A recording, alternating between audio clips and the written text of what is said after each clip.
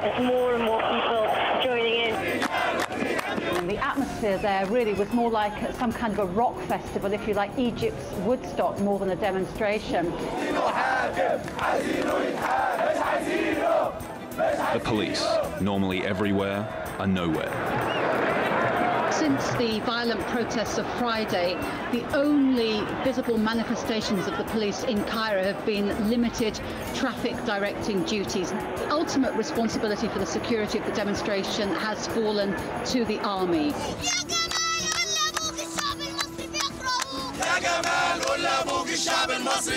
The president himself, he has tried to appease the public. He has sacked the government. He has appointed a new government. He's tried to announce new initiatives, appoint a vice president. All of that has only brought out more people day after day, day after day. It does not seem that they are going to be easily satisfied unless the president himself stands down. A lot of people here are telling us they're extremely frustrated. They don't understand why the president, in their own words, is not getting their message. I think when the images became apparent that they exceeded 1 million people, that in fact so many walks of life had come to Tahrir Square, it simply was no longer possible for the government to avoid it. It was simply no longer possible for the senior leadership of this government to try and just simply address the issue with political maneuvering. Let's bring you up with the latest lines coming out on this developing story. Now, it's being reported that the Egyptian President, Hosni Mubarak, will speak to the people soon. As President Mubarak was about to address the nation, there was a feeling of genuine excitement amongst the protesters. I was in the square as the screen flashed up with President Mubarak's image, and protesters ran to the screen. I did not intend to run for the coming presidency. I have exhausted my life serving Egypt and its people. I tell you in plain words that in the few months remaining in my current term, I will work towards ensuring the measures and procedures that will guarantee the peaceful transition of power.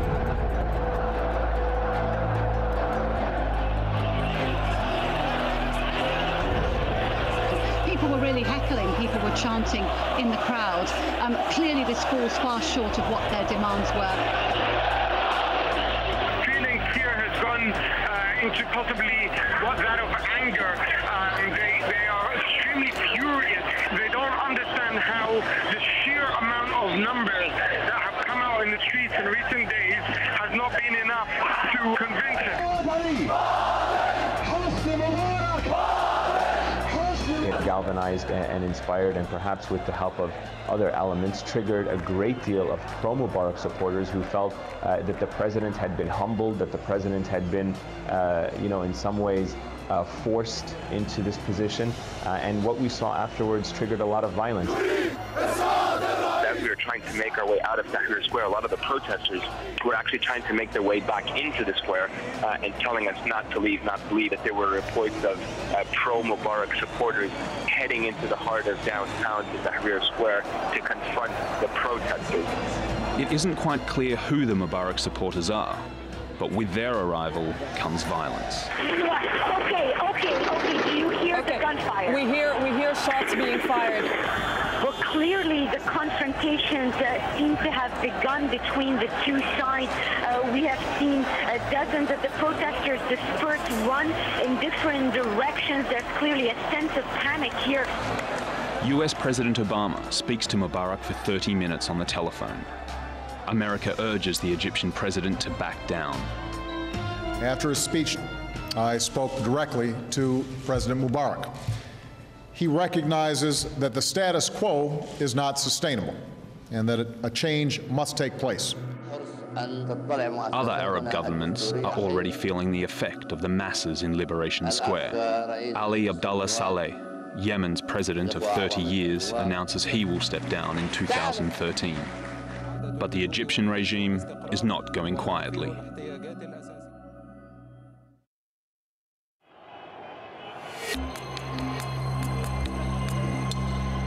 No one should forget that President Mubarak is the one who brought peace to our country. For 30 years, we haven't had any wars.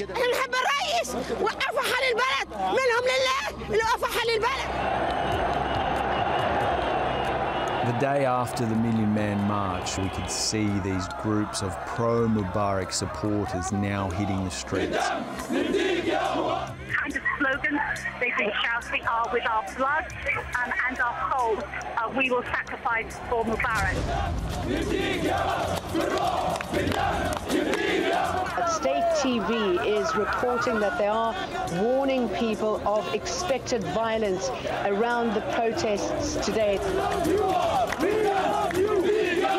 I was in the middle of a pro-Mubarak demonstration. The people I met were really very, very frenzied, very, very heated.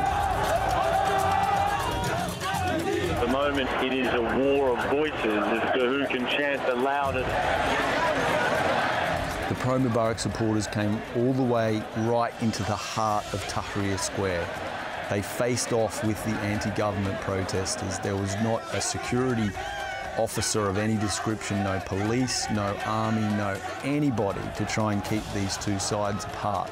They were face to face, Egyptian to Egyptian, with just millimetres apart. Yes, I believe that clashes have erupted between both the supporters, and you can see it underway on the square.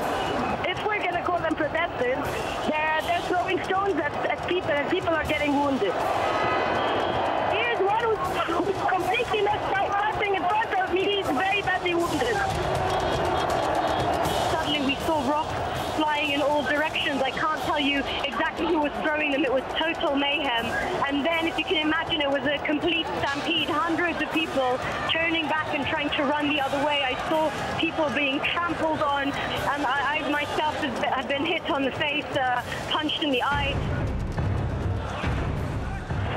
From nowhere, a charge of 8 people riding horses and one guy riding a camel have come charging up the street on the pro-Mubarak side and have hit the anti-government protesters who had made a linked arms to stop this, hit them at full force, burst through.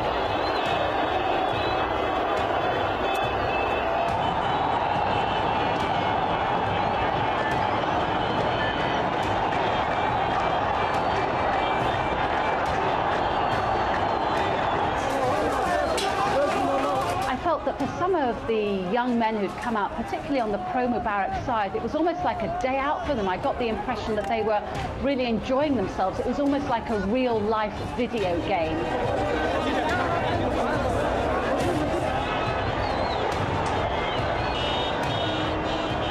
Some demonstrators had